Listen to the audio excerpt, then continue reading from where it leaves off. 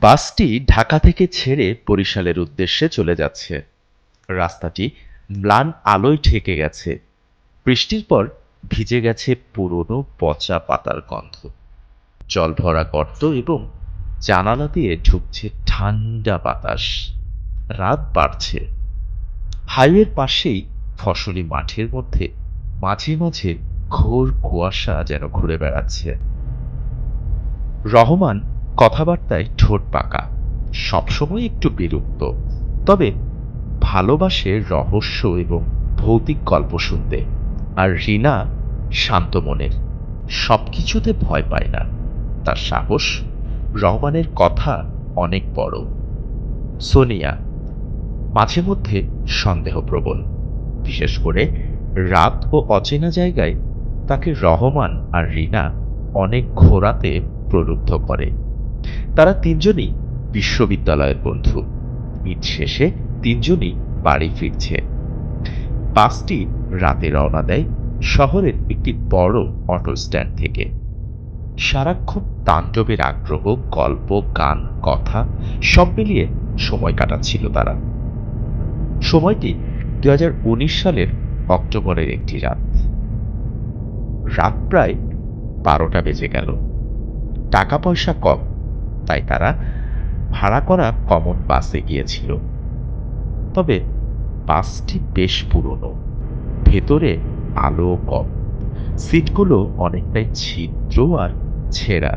কখনো বাতাস বলে টেকুনি শব্দ তুলে, যেন কোথাও কিছু হেলে পড়ছে। রহমান জিজ্ঞেস করল, তুমি কি বিশ্বাস করো হাইওয়েতে রাস্তায় কখনো অলৌকিক কিছু হয়? রিনা একটু হাসি কেটে বলল, ভয় করো না রহমান, সবই গল্পের মিতে আপ্রত।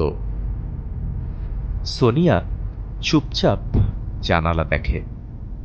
বাইরে অন্ধকার শ্যামলা ধূসর কুয়াশায় সব কিছু ঢেকে গেছে।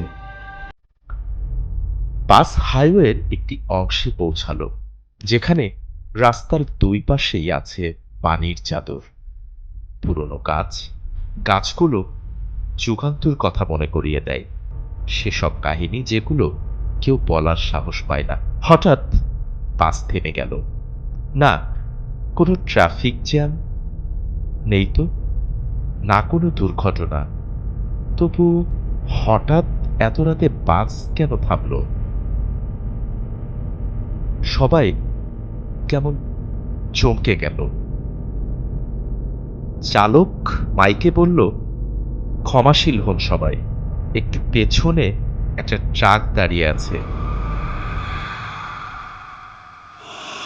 বাসের লাইট হঠাৎ ফিকে হয়ে গেল। জানালার বাইরে অন্ধকারে খাপ খাপ কেমন একটা শব্দ করতে লাগলো। কেউ যেন গাছের পাতা সরিয়ে সামনে এগিয়ে আসছে। রহমান তার মোবাইল দিয়ে অল্প আলোতে দেখল, বাসের পাশ দিয়ে হেঁটে যাচ্ছে এক ধীর গতির মানুষ, অচেনা পোশাকে, একজন বয়স্ক মানুষ। তার কানে একটা পুরাতন কোন একটা গান বাজছে,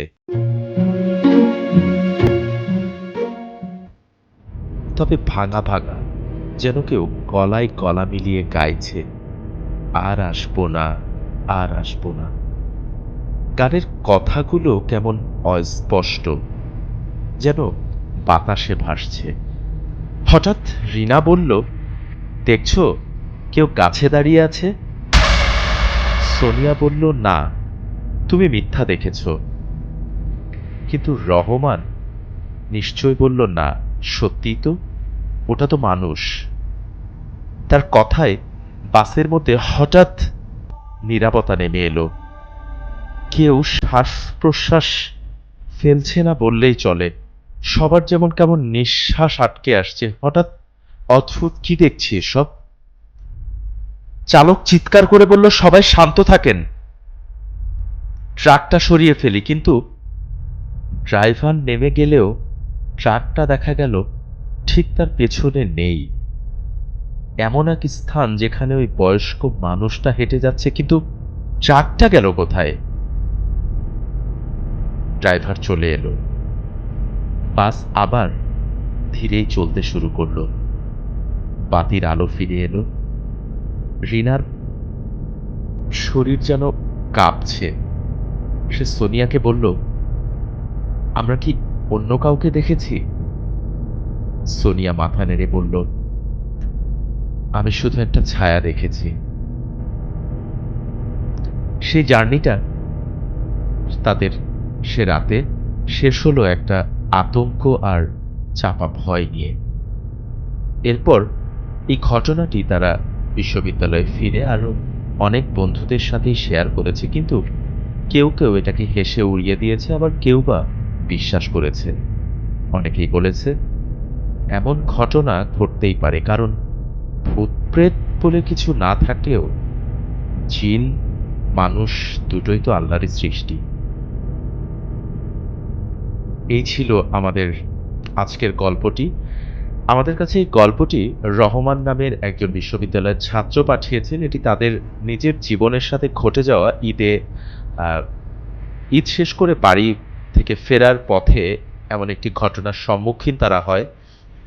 তো এই গল্পটি আমাদের কাছে মেইল করে পাঠিয়েছে সে। আমরা চেষ্টা করেছি সত্য ঘটনাটাকেই সেভাবে আপনাদের সামনে উপস্থাপন করার। আপনার জীবনে যদি থেকে থাকে এমন কোনো ভয়ের কোনো গল্প, কিংবা আপনি যদি মুখোমুখি হয়ে থাকেন কোনো ভয়ের, চাইলে আপনি আমাদেরকে মেইল করে লিখতে পারেন। আমাদেরকে মেইল করার ঠিকানা অতৃপ্ত আত্মার গল্প @gmail.com। আপনাদের সুবিধার্থে ডেসক্রিপশন বক্সে আমাদের মেইল অ্যাড্রেসটি দেয়া আছে। আর আপনাদের কোনো মূল্যবান মতামত কিংবা পরামর্শ থাকলে সেটিও আমাদের সাথে শেয়ার করতে পারেন। আমরা চাই আপনাদেরকে সাথে নিয়ে আমাদের এই পর্বগুলি এগিয়ে যাক। আজকের মতো এখানেই বিদায় নিচ্ছি। আমি বাপ্পি খান। সবাই ভালো থাকবেন, সুস্থ থাকবেন, সাবধানে থাকবেন। শুভরাত্রি।